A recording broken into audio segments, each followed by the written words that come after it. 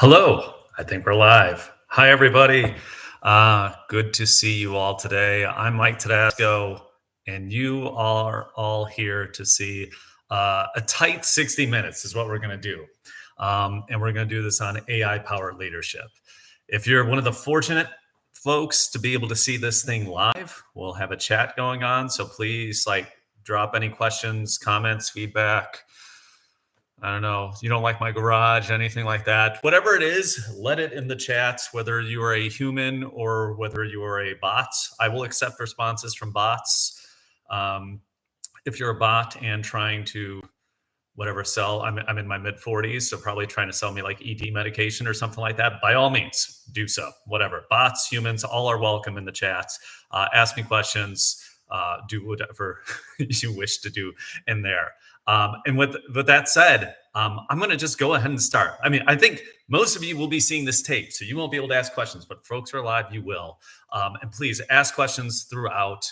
And I want to go ahead and jump right into the presentation here. So give me 1 second. I'm just going to go ahead and share the presentation, and that the whole world is going to be able to see. Nope, not that one, but that one. There it is. Beautiful, beautiful. So you all could see that. You can see me in the corner. Beautiful. All right. Again, so let's dive into this. And this is going to be a fun 60 minutes. So welcome. And you are participating in a little class put together called AI Powered Leadership, a 60-minute strategy session for modern managers. And yes, AI actually wrote that title and that subtitle. I'm not here to write titles, but I am here to present to you as much as you can on just how to be a more effective leader and manager using these tools that are readily available to you and everyone in your company and just everyone out there in the world today. So again, my goal here is I got 60 slides. We're going to do this in 60 minutes. And for you who are watching this, I want you to just take one or two concrete things that you can take back to your business, to your team, to your manager, whatever it might be. That's what I'm hoping for out of this. So in 60 minutes, if I get you one or two things that you could take away and try out and all that, I'll be feeling good about myself. So who this for? Good question. So if you're ever in a meeting and you're not adding value, if you're not learning, if you're just doing email while somebody is talking and other folks are talking, you should just leave. Just general rule of business and organizations. If you're not there to add value or to learn from the session, just move on. And so to be most effective, that's what you want to do. So that's why I want to always start off with who's this for? And is this you? So basically, if you are a kind of person manages teams, desires to, you want to be a better leader, you at least have some base familiarity with tech. You don't need to know this stuff in depth. In fact, there have been some studies actually knowing AI in depth is a hindrance to some folks using generative AI. We can get into that later if you really want to. But ultimately, you got to be willing to experiment as well as part of this. So those are all the things, who this is for. Who ain't this for? So this isn't a leadership class. I've actually taught leadership classes before. This is not that. We could go into much more depth at another time on that if you all want. People looking for in-depth technical explanations, that's not going to be me as well as part of this. Again, we only got 60 minutes here. And if you're looking for master class level design, camera angles, all that kind of stuff, no, it's me in a garage with a sauna behind me and all that. And it's just you and me talking here. So, but anyway, I think you're going to be able to get a lot out of it. Now, in the spirit of all that we're doing here, one thing I do want to put up front is I'm going to share everything we have here. I will share the Google slides. I will share everything. Use and reuse this however you like. I really encourage you to do that, to form your own presentations, whatever it will be. Teaching someone else helps you learn something much better and much more effectively. And if there's one thing I strongly believe, not only in the world of AI, just the world in general, never keep something just to yourself. Pass that forward to others. teach them about it, and you will have many other thoughts and learnings coming back to you in return. So please, as much as you like or care to, reuse what you have here. I fully give you permission, as this AI generated legal disclaimer describes, to use so in whatever way you choose. All right, so that's an agenda. So here it is, high level. First half, we're going to basically just walk through AI, just some primers, some basic things. And we're also going to get into data concerns, which are going to come up a lot. I want to sort of address those things before we get into the tools, because depending on what kind of company you're at or anything like that, you might have some limitations on what you could do, at least today, with some of these tools. But I want to keep this in the back of your mind, because those limitations will not exist over the long run. Like pretty soon, everyone will have these AI tools at their fingertips and be able to do whatever they want and not have to worry about data leakage and other things like that, which we'll get into. Then we'll do a deep dive into the tools, and then I'm going to have a final thoughts. And again, if you got anything, throw questions out throughout the chat. Let me know however I can help. Or if I'm talking too high level, whatever it might be, too low level, being too condescending, just being annoying, tell me. Again, if you're a bot, that's fine too. Bots can tell me that as well. Okay, so what tools should I have access to? Now here's the thing. Like, if you want to just watch this on YouTube, that's fine. Most of the things that I will describe here, most of the tools that you will see, will all have free trials. And that will be super easy for you to access and get to use. As of January 2024, the one recommendation I'd probably give you is to just spend the $20 a month and get GPT-4 from OpenAI. There is a huge difference between GPT 3.5 and GPT-4. And GPT-4 is the best model out there, even though it's almost a year old now. We don't even know what it's truly capable of. And spend the $20 a month on that is what I would say. Microsoft Copilot gets you close, but it still doesn't have all the features in there. It gets you DALL-E, it gets you like limited use of GPT-4, but it doesn't all fully get you there. What I would say, honestly, like for 3 months, just like ditch your Netflix subscription, which I just saw is like costing me like $23 a month now for Netflix, which is kind of crazy. But look, if you're tight on money and you're spending $20 a month on Netflix, like buy this instead. Just do it for 3 months. Like literally, it is worth the investment. I have no stake in OpenAI or anything like that. I'm not trying to sell you on something where I'm going to profit off. That's not what any of this is about here. But honestly, like live in this tool. It is the best tool that anybody has access to in the world. And if you would have told me 5 years ago that for $20 a month, anybody in the world would be able to have access to the greatest machine learning AI tool in existence and be able to talk to it through natural language, that would have sounded completely insane. And now 2024, it's like, yeah, is it really worth 20? Yes, it is. It just is. Okay. So who the heck am I? So again, not a traditional tech guy. I spent a long time at PayPal before this, had 10 wonderful years there. Last half kind of running the innovation group at the company. I have taught leadership in the past, and that is something that I am very passionate about, and just done a full on class and created that from scratch. So I like to talk about that. I am currently, obsessing, writing, and doing many things in the world of AI. There's an AI Center at San Diego State where I'm a visiting fellow there.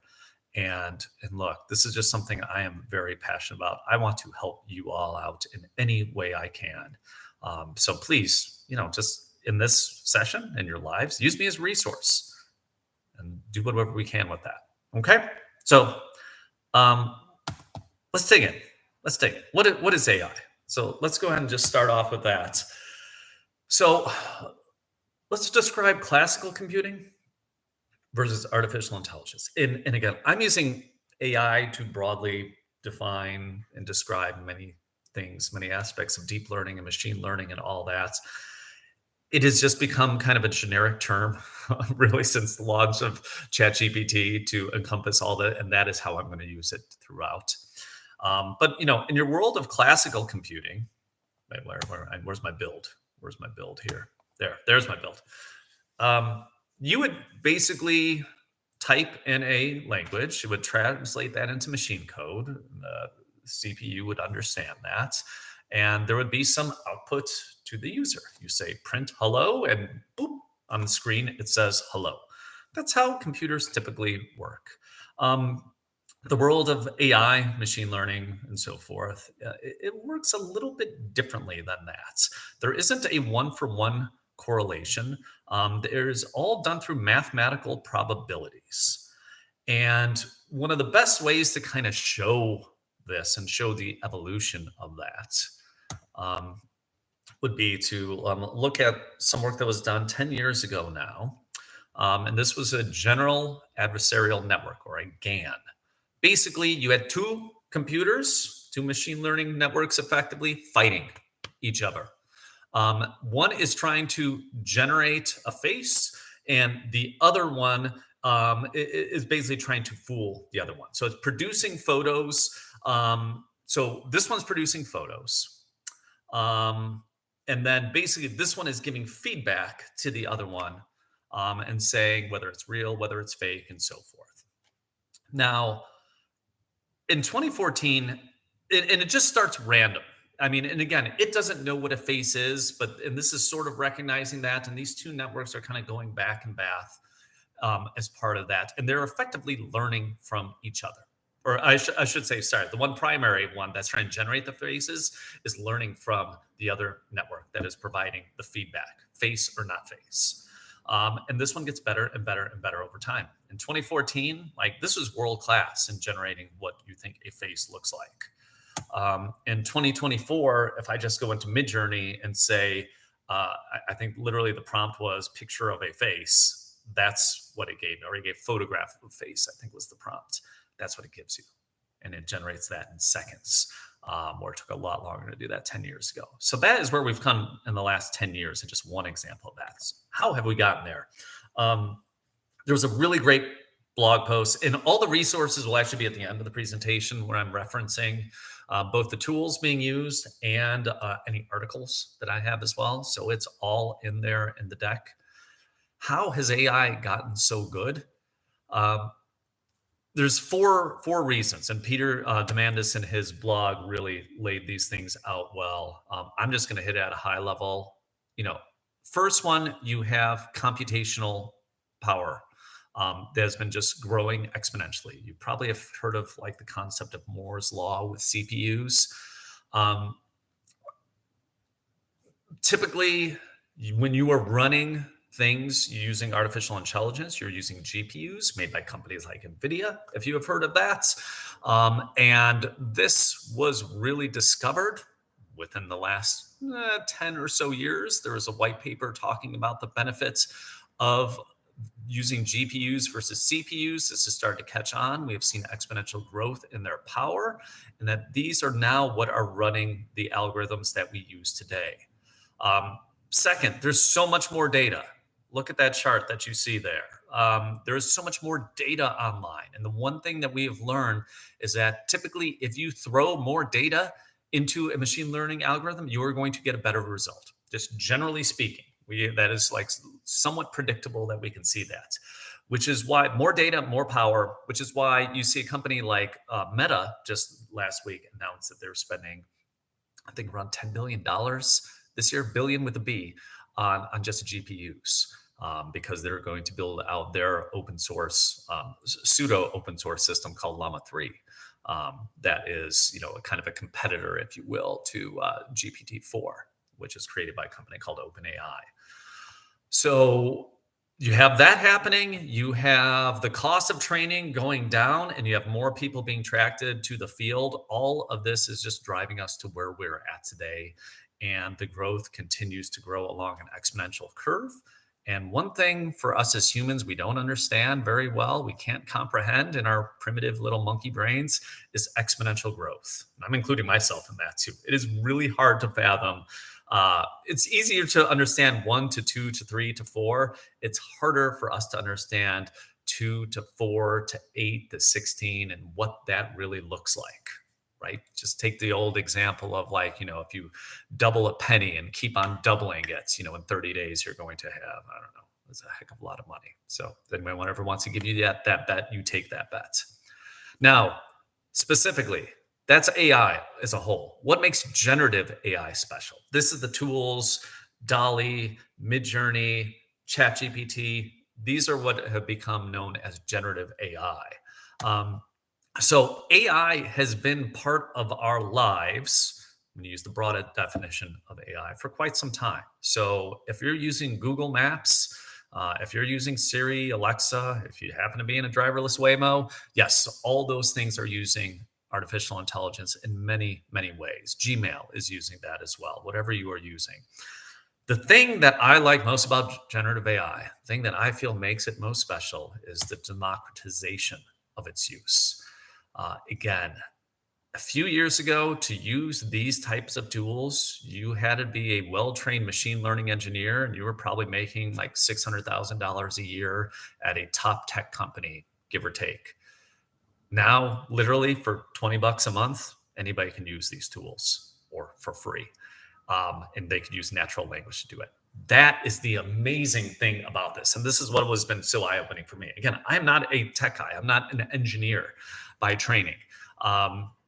So for me, this is just so eye-opening in what these tools can do. And so for the past several years, like this has been an extremely exciting time because it's leveled the playing field in many ways. Okay, so now you will hear this all the time. Is Gen AI just fancy autocomplete? And so, and I had a fun time pulling up the evolution of autocomplete. Really, like keyboards have predicted with the next words what you were typing. You've had this since like the 1990s. You know, spell check and things like that were possible, and this is kind of an evolution. SwiftKey really introduced this when they put out their first iPhone app, which was 2010. So you're actually completing a sentence and it will say, hey, this is the most likely next sentence. Gmail introduced this in 2018/19, somewhere around that time. And in some ways, that's what we are doing here, but it has become much more than that. I think to say that it's autocomplete is really underselling it. How I like to think of these models is really reasoning engines. So when I say a reasoning engine, what the heck does that mean? Like this is one of my favorite examples. So you show an AI, and this was Lava that was shown this picture, and you say, what's weird about this picture? There is so much information that it has to gather from this to understand, okay, what is in this picture? What is happening here? Why? And then to be able to make the leap to the next step and to be able to say, okay, this is the comprehension of this picture. What is unusual about that? Again, this is something you cannot do with classical computing or anything like this. This is getting more into a level of reasoning to be able to, it's a little bit more of an advanced form of intelligence, for lack of a better term. And that's what we're looking at. And so this was kind of widely shared and is a great example, but one of my favorite ones that we've actually done, this was a picture that my daughter, who will come up again in this, who actually took. You've probably seen these things on BuzzFeed and stuff like that before, where people say, hey, what's the next bite of the sandwich you would take? She took a picture of this burrito, and of the burrito, we said, oh, what's the next bite of the burrito that would make sense to take, A, B, or C? And you can just load that picture into ChatGPT, and you could say, hey, ChatGPT, what should I do next?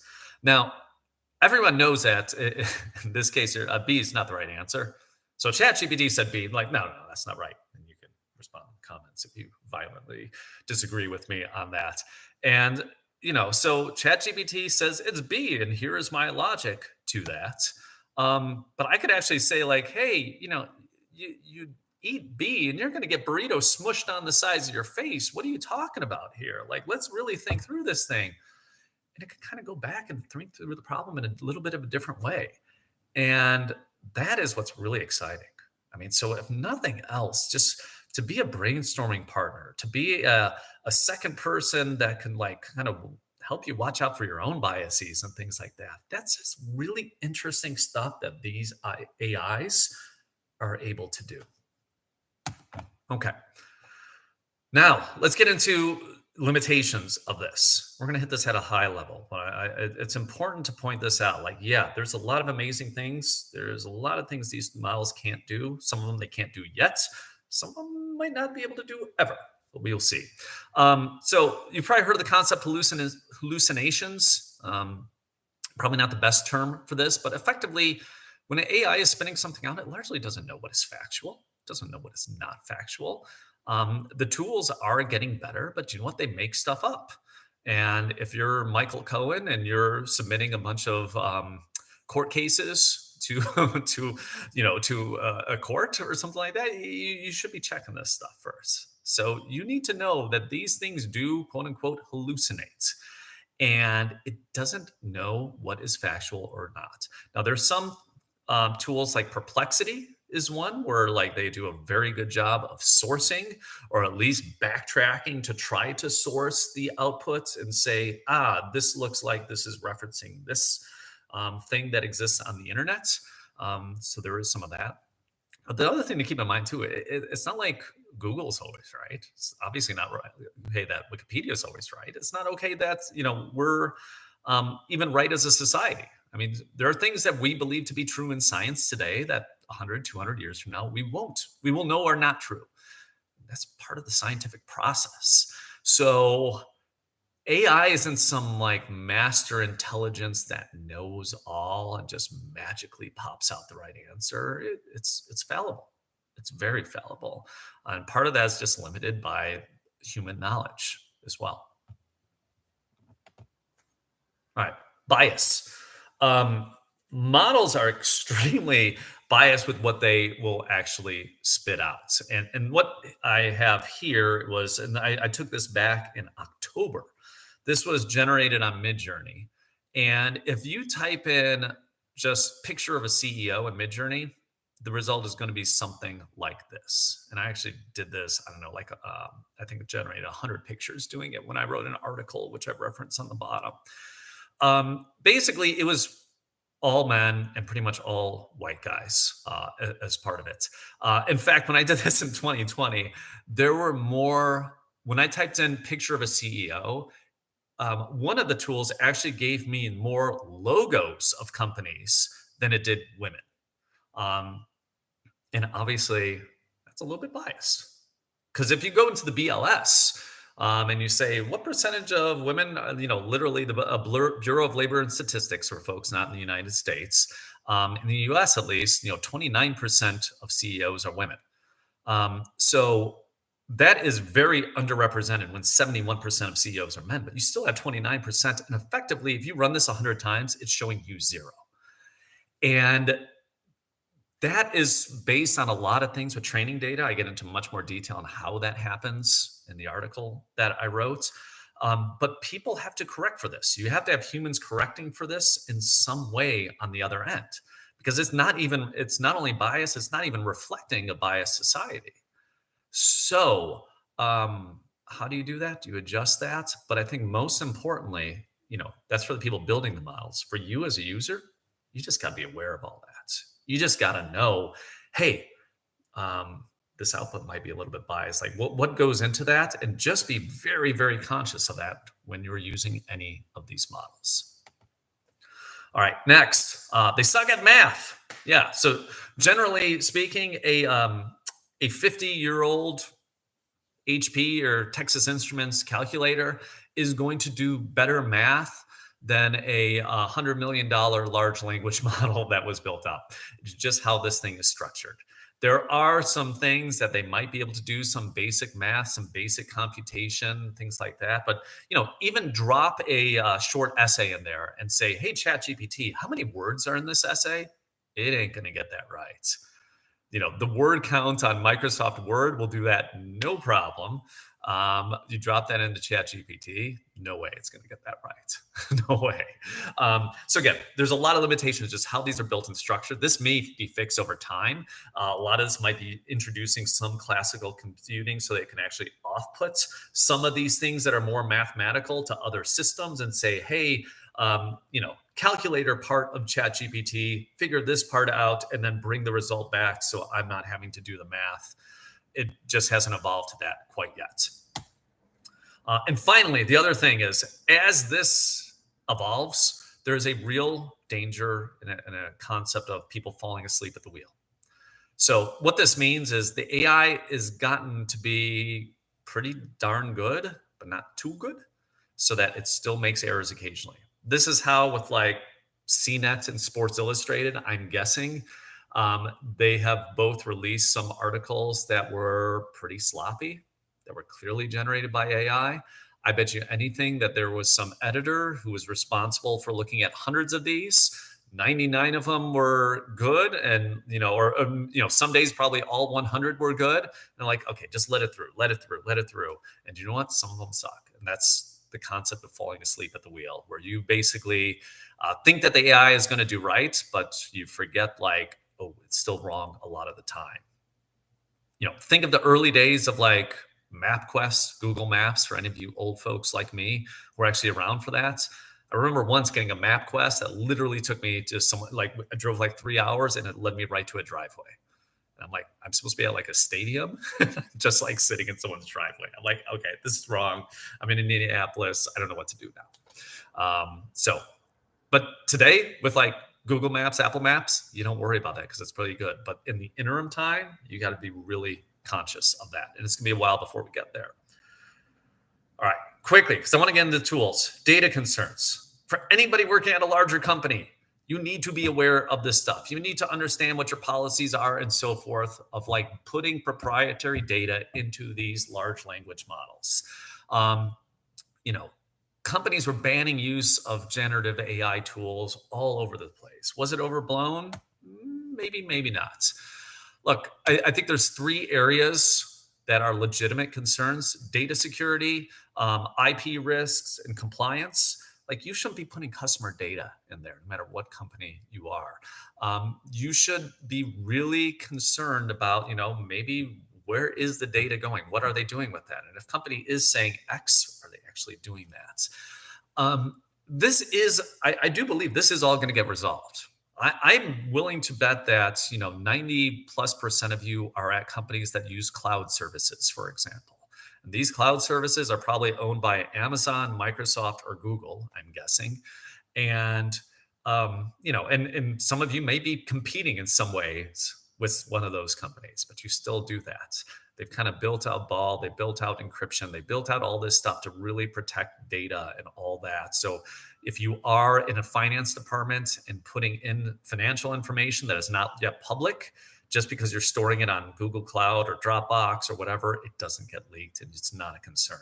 These things will get resolved. But until then, you want to just be smart about how to use these tools. Know the rules within the company. Like, what are the limitations that you have? And just don't be dumb about it. Like, just because I'm saying something here, don't say, well, some weirdo on YouTube said I could do this and this was cool, I was going to do that. Like, ask a couple questions. Use your own sanity with this. Like, look, if you're a solopreneur or you're working at a small organization, you guys could all collectively decide, hey, is it a big deal if OpenAI has access to this? And maybe it's not.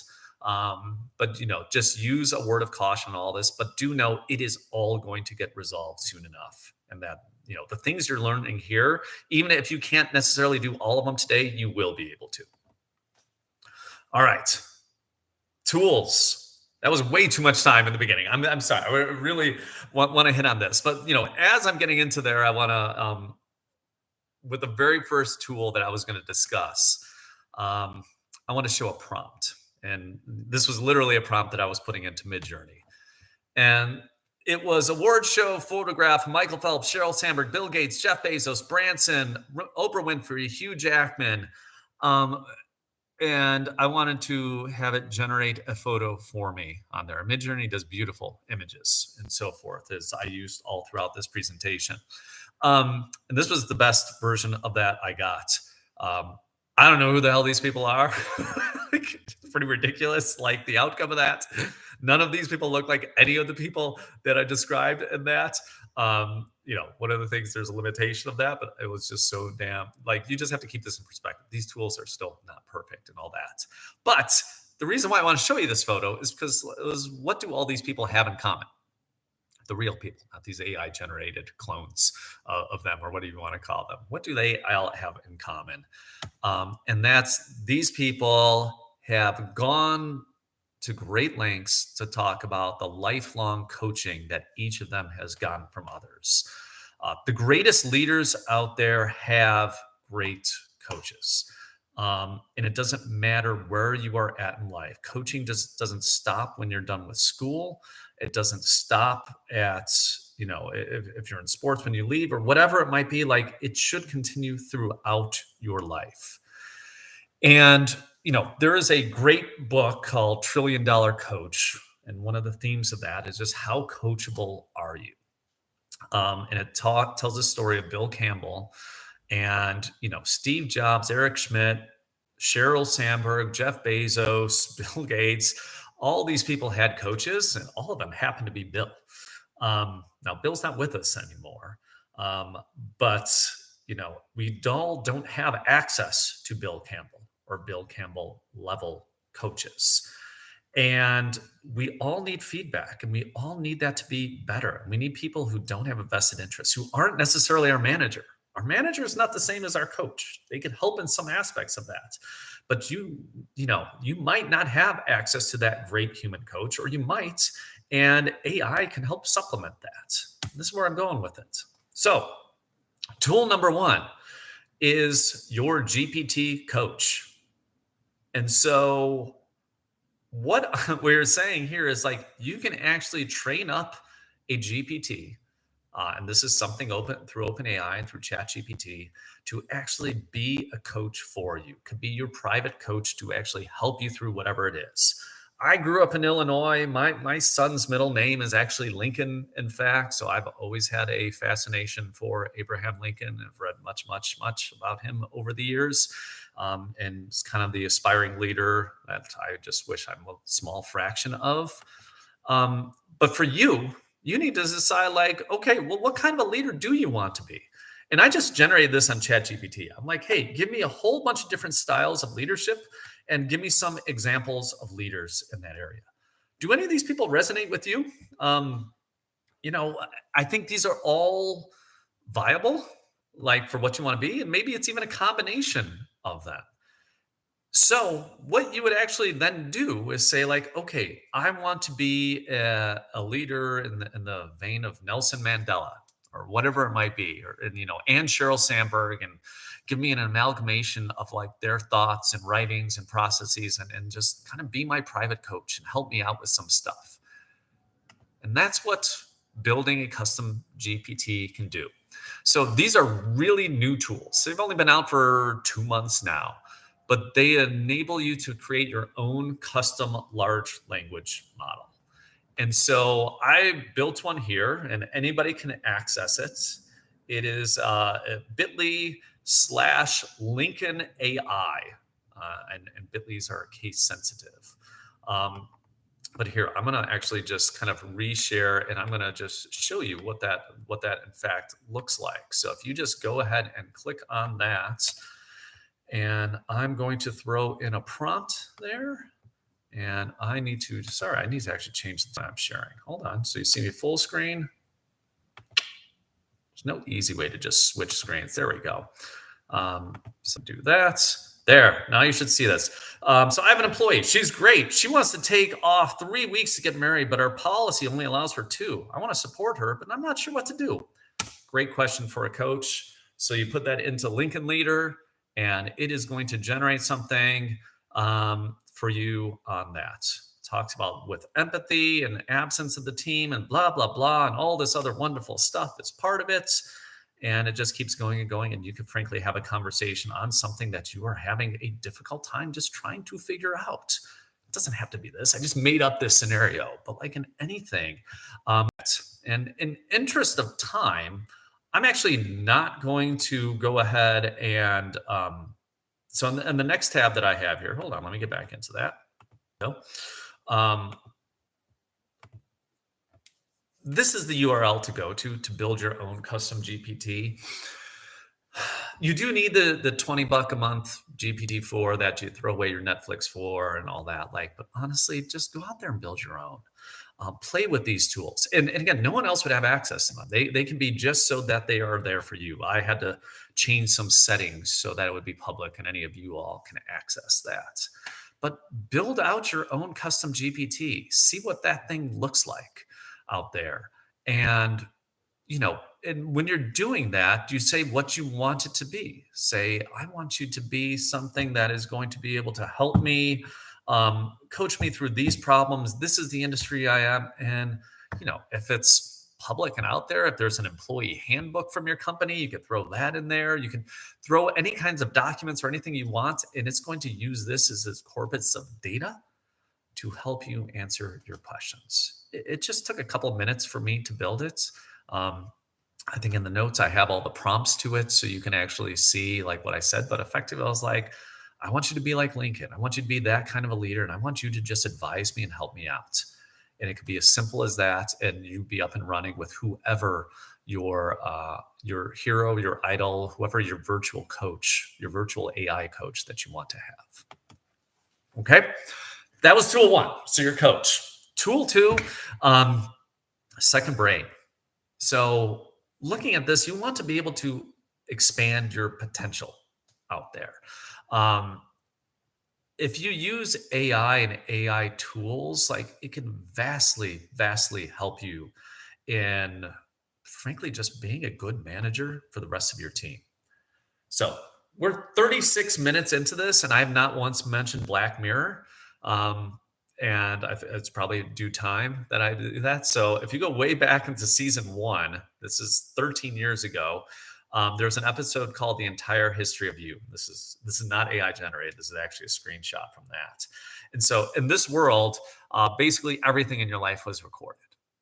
You had cameras implanted in your eyes, like you can see that he has on his eyes there, and you can pull up any moment in your life and play it back. That's pretty cool, huh? Well, of course, no. If you've ever seen Black Mirror before, of course it's not cool. It seems cool at front, and all that, but like it just does not.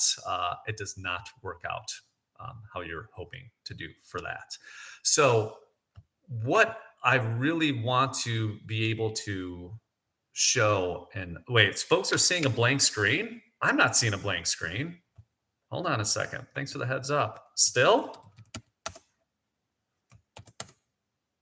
You're not seeing the Black Mirror guy? I'm literally seeing it on this thing. No? Okay. I'm going to assume we're cool now because it actually seems to be showing up on my end. Oh, thank you. Thank you. Thank you very much. Appreciate that. Or Zaki, actually. Better way to do this. Look, Black Mirror is always the dark side, but there is a better way to do this.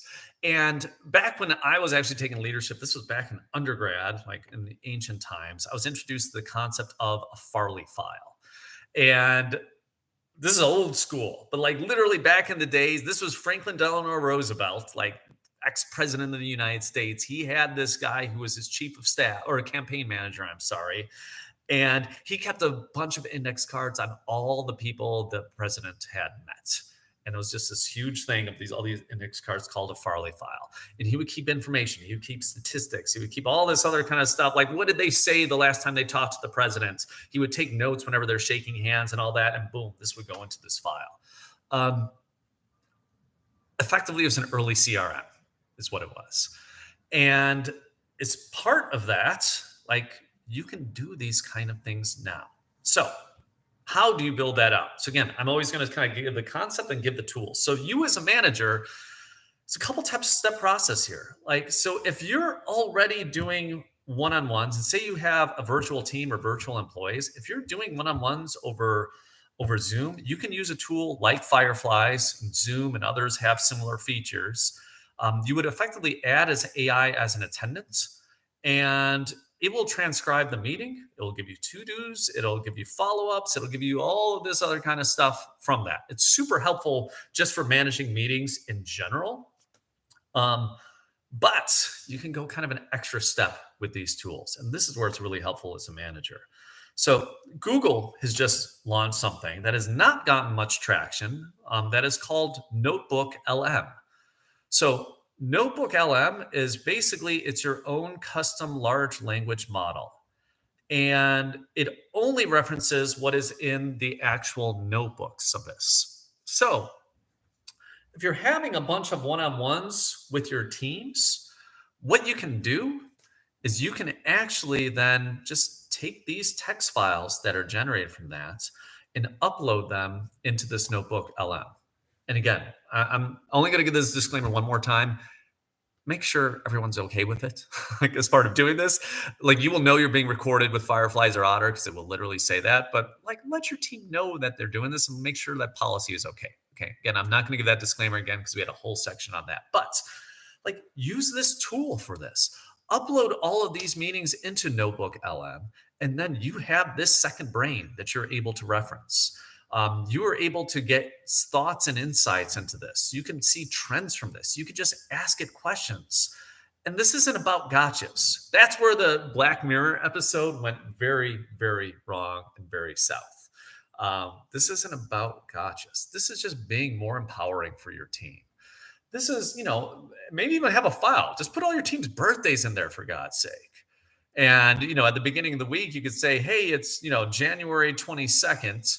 What do I got to do this week? And I'll say, hey, by the way, it's Sally's birthday on Thursday. Might want to remember that. And also you had to-dos from last week, and it could literally bring all this stuff together. Free tool. I think it's only available in the US now. The big question with all things Google is how long before they kill the product. So hopefully it will expand to the rest of the world before they actually do that. But in all seriousness, this is like a way for you to just be a better manager for your team, to just see their wants, to be able to see their patterns, to be able to then ask questions of this, to see hey, how are attitudes on my team changing? How is and all these other kind of things, you could just ask it. And with the date and timestamps that it would have as you're uploading different documents into that, it can do that. It can query it however you want. One of the things that you will see with AI tools is one of the problems is they're so open-ended. ChatGPT, you can do anything with it. It is literally, there are infinite possibilities. Just as I said, exponential growth is hard for us humans to understand. Infinity is very hard for us to grasp as well. So you need to use this tool however you can, and there are truly limitless possibilities as to how. But the only way to start doing it is to actually begin to train the model and to build that up. But Notebook LM is a great way to do it because, again, it's only going to focus on the information that's in the model that you specifically want it to use. Okay. Tool 3, we got 5 of these. So this is the midway point on the tools. Being a great communicator. So for every leader, this is a true quote by Churchill with a fake AI photo of Churchill. The difference between mere management and true leadership is communication. And, a lot of things I'm going to talk about are kind of tactical managerial skills, but I think you probably aspire to be more than a mere manager, that you want to be a great leader. And to do that, you need to be clear. You need to be concise. There are tools to help with that. There are lots of tools that can help you be a better communicator. And I use these all the time. So first one I would say is Grammarly. I pay $150 a year, I think, for Grammarly. And about a year ago, I was like, I'm going to cancel it. I'm using ChatGPT for all this stuff. ChatGPT can do all that. Within a month, I was going through withdrawal, and I'm like, oh my gosh, I need to get this back on. Grammarly is basically it's an AI writing assistant. It can match your style. It can match your tone. And it's cross-modal, meaning you don't have to do everything within a ChatGPT window. It can be in Gmail, it can be in Microsoft Word, it can be on a mobile device, it could be anywhere. And that is a killer application for just being able to be more concise, more clear in your communications. Anybody who's writing should be using this. I go to school for writing as well. I use it for that, but even just my personal writings, I use it all the time for this as well. And it's just a way to have kind of an editor. Not going to be as good as a human editor, as a person there, but it's pretty damn close. And it's getting better by the day. So next one, I would say like superhuman is Gmail on steroids. I don't know how else to describe it, but they've been launching AI tools as well. It has always been the go-to tool to save time for people who are mass emailers. I think it's like 30 bucks a month still. Not easy to sign up for it necessarily. At least they used to still walk people through the onboarding just so they understand all the tools. But everyone I've ever talked to who uses this loves it and will help you. Like Grammarly, maybe you don't need both, maybe you do. If you're in your email box and if you spend a lot of time in your inbox, this is a great tool for you to have as part of it. And then, so this is largely outbound communications. On the inbound side, I would be amiss if I didn't mention Claude, which is made by a company called Anthropic. It is great at summarizing inbound documents, emails, PDFs, whatever it is that you have. I'm sure you as a manager, like one of the things you need to do as a manager is free up your own time to have time for your team. They need you more than some random request, some random person and wanting X from you needs you, I would say. And this is an amazing tool to be able to do that for them. So it will do filtering, it will do all of that kind of stuff. But like use these tools, and there are probably hundreds more tools out there. But use these tools to become a better communicator, to be more clear, to become more concise, to help summarize, to make your time easier, to make your job easier, to get rid of more of the mundane so you have time to do more of the human stuff in your job. Okay. Tool number 4. This might be the most controversial of all the things I'm going to mention here. And I have not done this yet, but frankly, I would love the opportunity to. There's so much you could do in streamlining HR, but this was just one thing I wanted to focus on. And this is a way to have AI unbias yourself. Now, as I said before, like AI has a lot of bias in it. So you're kind of like, Mike, wait, how does AI go the other direction and unbias you as part of it? Well, that's what we're going to talk about here. So how can you actually use AI in the interview process to help keep yourself in check? So I'm going to start this off with like a blanket statement that just like interviews and the interviewing process sucks. I've done hundreds of interviews. I at least used to think I was good at this, but there are so many fallacies, biases that aren't necessarily reflective of what a person is and how a person is going to perform in their job that you get in a 30-minute discussion with a person. I'm just going to list them here. Actually, in the notes, in the slides, you can see more details on each, but unconscious bias that you might have against people, like confirmation bias that you would have. Halo effect is one that I was so victim of. Charismatic people might not be the best at performing a job. And like these are things that we are very fallible for, and like they will do so much better in an interview than others. Stereotyping and so forth. These are just some, but like net interviews really, if anything else, reflect our own biases that we have. So if you're doing this on video, you can do a similar thing to what I was talking about before with using fireflies on your team. Wait there, I gotta get my hand in the camera there. Using fireflies, but you could also use a tool like Otter.ai, very similar to fireflies. If you're doing a video interview and you have permissions, blah, blah, blah, transcribe it. Like literally have a transcription of that interview. And then what you can do is you can actually bring all of those interviews that you have, assuming you're doing this on video, or I guess if the person says you could even record it in the meeting or whatever it might be if you're doing it in person. Upload each of those transcripts. Upload that job description. Put them all into a large language model like ChatGPT or Claude, as I've mentioned both before. And then have the model ask questions. There's so many different ways to go with this. Just say like, hey, who gave the best answer on each question and why? Always have models explain themselves, because then you could see, like if you just ask the question, like, who would you hire here? might not make sense. Um, but if you say and why, then you as a human can kind of actually go and put your reasoning and say, like, what would you do?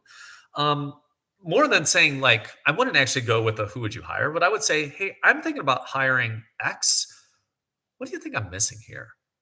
What were the areas that you see in this person's transcript that I should dive deeper into or potential watchouts? What might be missing in my analysis for this person being the best hire? It might say, well, person Z said this, and that was a much better answer than that. You might want to follow up on this, this, and this. And look, ultimately, this is just going to help you be a better manager by building a better and stronger team. I think too often managers just want to kind of push through the process and just say, hey, this is my guy, this is my girl. I want to just get them in there. And I just want everyone else to say yes and give me a thumbs up so I can just do this and move on and get that person to get a butt in the seat. That's not the best way to do that. And the great thing about doing this with an AI is it could give you immediate feedback as part of it. You don't have to wait for somebody who interviewed them on Monday and it's Friday and they still haven't sent your feedback and all that. Still do that stuff, but you could at least get this second opinion. This AI, I meant to say, who's going to have you watching out for this and have you just looking for your blind spots, being your devil's advocate here, and just like calling you out as part of the process. And that will help make interviews just that much better, have you be that much more effective in hiring people. Okay, last tool here. Don't keep all this to yourself. Is this the big thing I would say? I mean, I started this with saying, like, hey, I just want to teach others and pass this along and so forth. But the net, like, just don't keep it to yourself.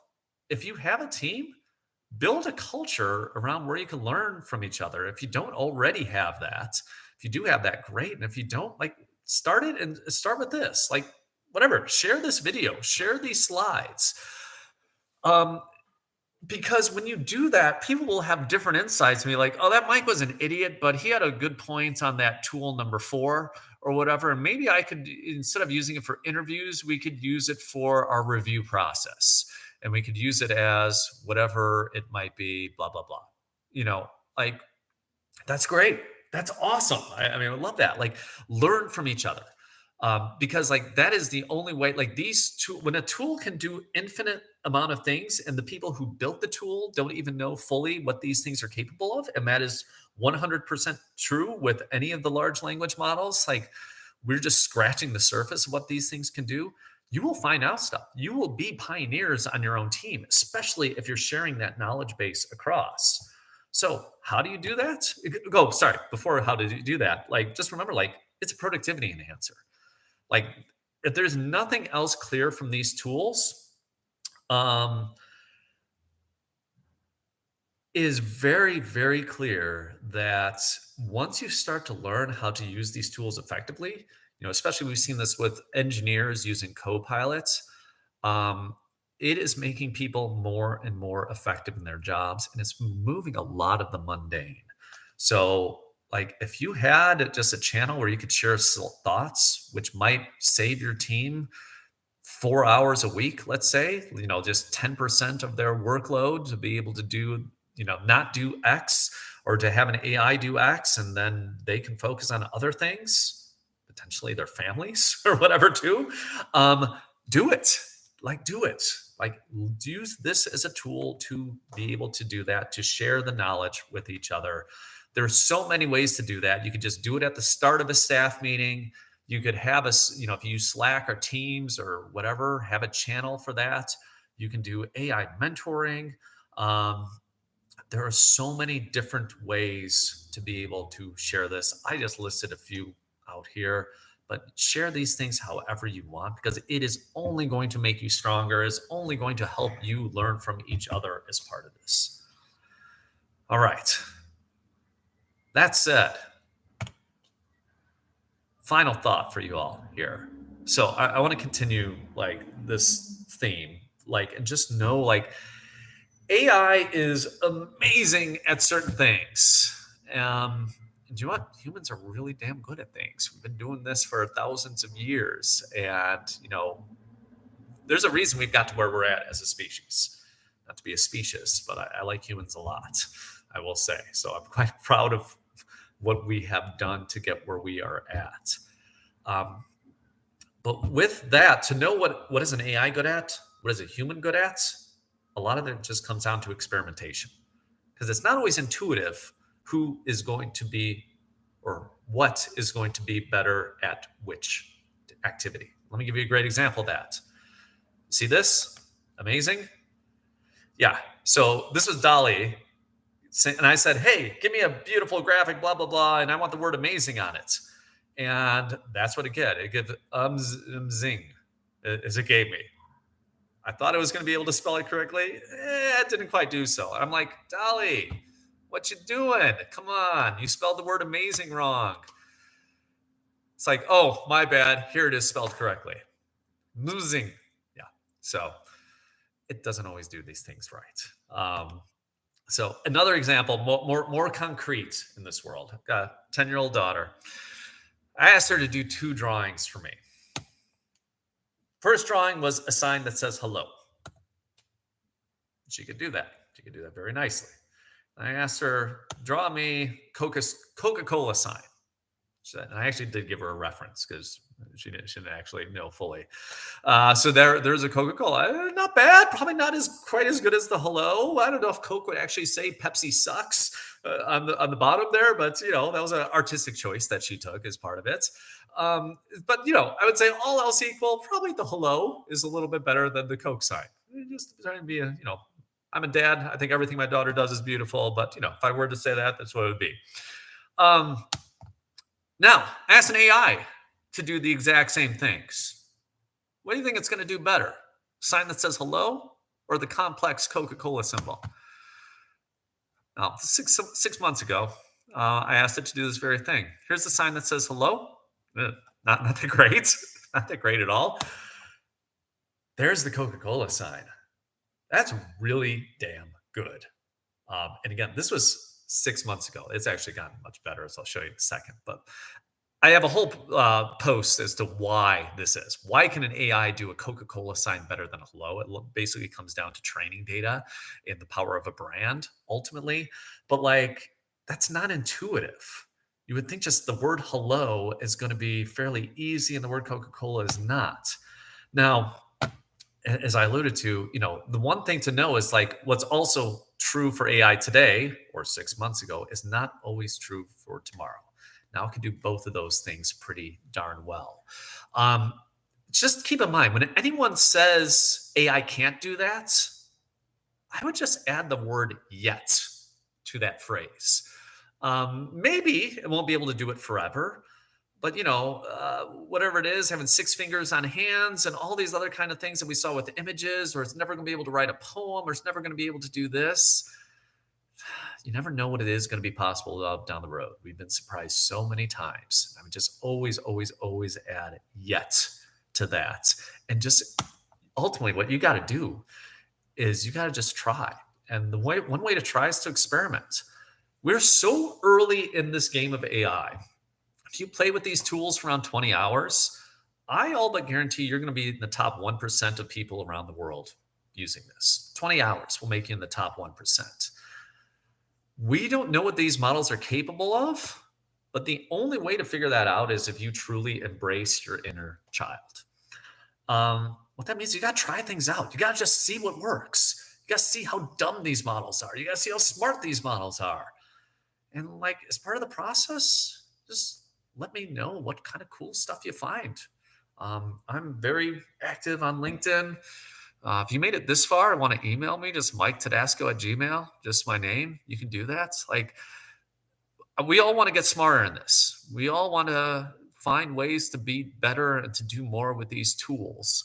And the more that you embrace your inner child, the more you're willing to just experiment, to try things out, to fail occasionally, to be surprised, the better you're going to do, the better you're going to serve your teams, and the more powerful of a leader of your organization you're going to be. Set an example for them. Show them what it's like, because this is how we're going to be working in the future. This absolutely is. These are going to be more integrated to the point where they're seamless. And the more you do as a leader today to get others on board, the more effective you and your teams are going to be throughout. So, that said, I thank you for your time.